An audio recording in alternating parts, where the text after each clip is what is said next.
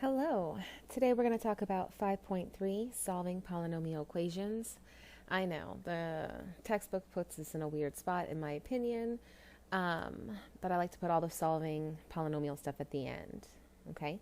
So just like with quadratic equations, let's think about it. How did we solve quadratic equations? That was your ax squared plus bx plus c. Well, we solved it by factoring. We solved it by completing the square. We also did it by using the quadratic formula. All right, so just like with a quadratic equation, the easiest part was factoring. All right, that's what we're going to do here. Okay, so solving polynomials has two methods. Okay, and one method is factoring, right, which is what we're going to do in this lesson, and the second method is in 5.6, so in the next video. Okay, so for this one, we want to get one side of the equation equal to 0, just like we would do with a quadratic. We factor and solve. So sometimes we start off with factoring, but we might end up using the other methods. Okay, so you'll see what I mean when we start doing it. Okay, so the first problem, we make it equal 0 and then we factor. The first step of factoring is the GCF. So everything can be divisible by 2, so let's pull out a 2. So we get x cubed plus 27. Hopefully you recognize that this is a sum of cubes, so we can factor that by doing x plus 3, because 3 cubed is 27. Then we get x squared minus 3x plus 9. That's factoring, hopefully you remember. Okay, so now we've factored as much as we can. So once we're done factoring, we set everything equal to 0. Every part. So 2 equals 0, there's no x, so we throw it out. Okay, it doesn't tell us anything, right? There's no info. This one, we have an x, so we get -3. In this one, well, we can't factor it anymore, but we can use the quadratic formula, or we can complete the square. Okay, so you can do either method. Let's see. If you did the quadratic formula, let's see, that would be -b plus or minus r b squared minus 4ac all over 2a. So then this answer would be 3 plus or minus -27 over 2. Simplify your radical. I always expect you to simplify your radical. So that should become 3i square root of 3. Okay, so that solved that one. So now our answers are -3 and 3 plus or minus 3i square root of 3 over 2.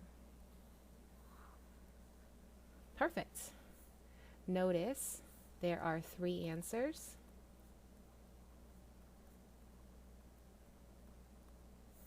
And this, the question was in the third degree.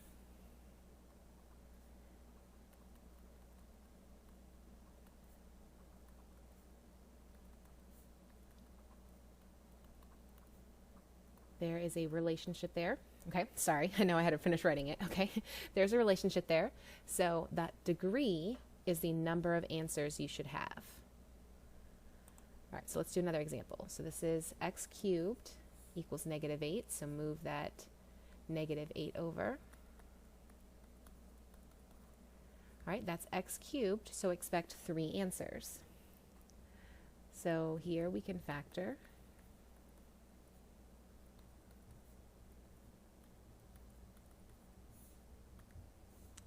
All right, so then we set each of the factors equal to 0, and we solve. So this one we get -2, This one, let's see, we get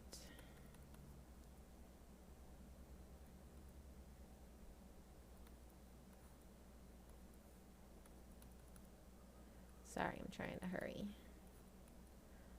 Ooh, this one I bet you is going to be able to simplify. That is not a 2. That is a 2. Okay, so then that can simplify to 1 plus or minus I squared root of 3. Okay, and we should be able to at least simplify it if it goes into it nicely. So our 3 answers, is negative 2, 1 plus or minus I squared root of 3. Okay, if you struggle with simplifying that fraction, maybe you should do completing the square. Okay, so 3 answers, plus or minus is 2 answers, and negative 2 gets us 3. All right, let's do another one.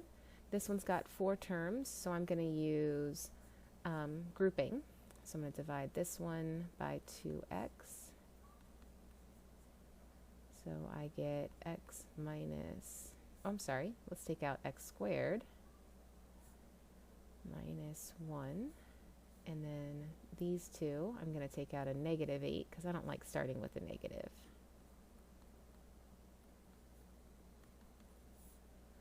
Perfect, my parentheses match. Great. Oh, and I didn't even notice that I could have factored out that 2 from before. So hopefully you caught that GCF. So there was a 2, because I can pull that out of the 2x squared minus 8. Beautiful. I can even keep factoring because that's a difference of squares. So x plus 2, x minus 2.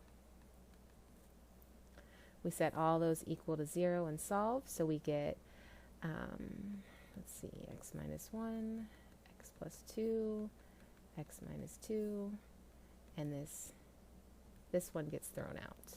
So we get 1, negative 2, and 2. 3 answers for cubic. Perfect.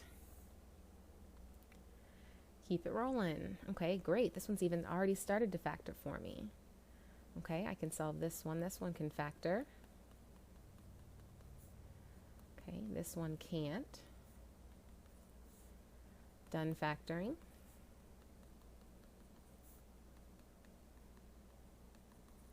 So we get x equals 1, x equals negative 1, and this one, I hope you remembered that when you put the square root there, you get plus or minus. Okay, I put the square root, so I put plus or minus. So, put that too soon. Then I get x equals plus or minus 2i. So here, we get 4 answers. We get 1, negative 1, plus or minus 2i, which works out because here I have x squared times x squared. So that would have been x to the 4th. So it's a 4th degree, which is 4 answers.